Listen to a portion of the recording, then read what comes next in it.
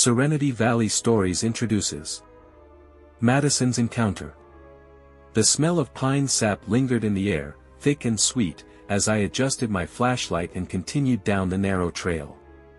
It was my first month on the job as a park ranger, and I had been assigned to this dense, sprawling forest in the Pacific Northwest. The locals called it Whispering Woods, a name that seemed poetic at first, but after a few nights alone in the dark, I began to understand its eerie significance. The evening had started like any other, with the usual tasks of locking up the visitor center and ensuring all campers were accounted for. A recent storm had knocked down a few trees, and my superior had tasked me with checking the northern trail to ensure it was still passable. The sky was darkening, and the forest seemed to grow quieter with each passing minute. As I made my way deeper into the woods, the only sounds were the crunch of fallen leaves beneath my boots and the occasional hoot of an owl in the distance. The air was crisp, carrying with it the earthy scent of damp soil and decaying wood. Every now and then, a gust of wind would rattle the branches overhead, sending a shiver down my spine. I reached a fork in the trail, one path leading back to the ranger station, the other veering deeper into the wilderness. My flashlight beam flickered slightly as I turned toward the latter, the beam slicing through the thickening mist that seemed to cling to the ground. The sense of isolation was profound, almost suffocating, as if the forest itself was holding its breath. About half a mile in, I noticed something odd, a series of large footprints pressed into the mud. They were enormous, far larger than any bear tracks I had seen, and spaced apart as if whatever made them had a long stride. My heart skipped a beat, a mix of excitement and unease washing over me. I had heard the stories, of course, the whispered tales of something lurking in these woods, something ancient and elusive. But I had dismissed them as just that, stories. I knelt down, running my gloved fingers over the impressions. The edges were sharp, fresh. Whatever made these tracks had passed through here recently. The wind picked up again, carrying with it a low, mournful howl that seemed to resonate through the trees. I stood up quickly, scanning the area with my flashlight, but there was nothing, just the dense wall of trees, their branches swaying gently in the breeze. As I moved forward, the sounds of the forest seemed to change. The usual symphony of rustling leaves and chirping insects faded, replaced by a heavy silence that made my skin crawl. Even the wind had died down, as if the very air had thickened around me. I could feel the tension in my muscles, the primal instinct to turn back, to flee, warring with my sense of duty.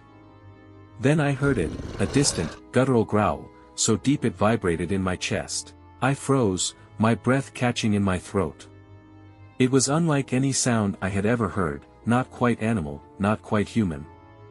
My mind raced, trying to identify the source, but all I could think of were those massive footprints and the tales of something more than a bear lurking in these woods. The growl came again, closer this time, reverberating through the trees. I whipped around, shining my flashlight in the direction of the sound. The beam caught a pair of glowing eyes, reflecting the light back at me from the shadows. They were high off the ground, far too high for any normal creature, and they stared at me with an intelligence that was unmistakable, yet utterly alien. I took a step back, my heart pounding in my ears.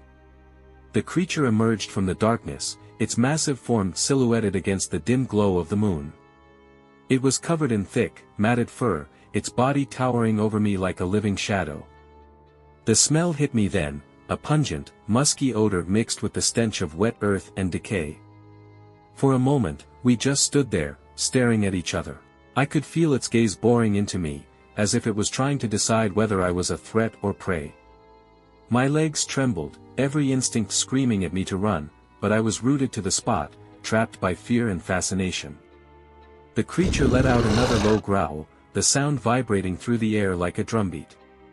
It took a step forward, and I could see the muscles rippling beneath its fur, the sheer power it possessed. I stumbled back, nearly dropping my flashlight, the beam swinging wildly as I tried to keep it in my sight. Without warning, it roared, a deafening, primal scream that shook the very ground beneath my feet. The force of it was overwhelming, and I turned on my heel, bolting down the trail as fast as my legs would carry me. The forest seemed to close in around me, the trees a blur of dark shapes as I sprinted through the underbrush. Behind me, I could hear the heavy thud of its footsteps, the sound growing louder with each passing second. It was following me, and it was fast, too fast. My lungs burned, my breath coming in ragged gasps as I pushed myself to the limit, the ranger station still far too distant in my mind. Branches whipped at my face, tearing at my clothes as I forced my way through the dense foliage. The smell of pine was overwhelming, mingling with the metallic taste of fear in my mouth. I could feel the creature closing in, its presence looming over me like a shadow I couldn't outrun. Just when I thought I couldn't go any further, the trail opened up, and I saw the faint glow of the ranger station's lights through the trees. I poured every ounce of strength I had left into a final sprint, crashing through the underbrush and bursting into the clearing. I didn't stop until I was inside, slamming the door shut behind me and bolting it with trembling hands. My heart pounded in my chest as I backed away, the sounds of the forest muffled by the thick walls of the station. Outside, the night was silent once more, the only sound my own ragged breathing. I never saw the creature again, but the memory of that night haunts me still. The locals' tales no longer seemed like mere stories, and the name, Whispering Woods, took on a new, terrifying meaning. Now, when the wind howls through the trees, I can almost hear it, the echoes of that night, the growl of something ancient and powerful that lurks in the darkness, waiting. And I know, deep down, that it's still out there, watching. Thank you for listening to Serenity Valley Stories, and please don't forget to like and subscribe.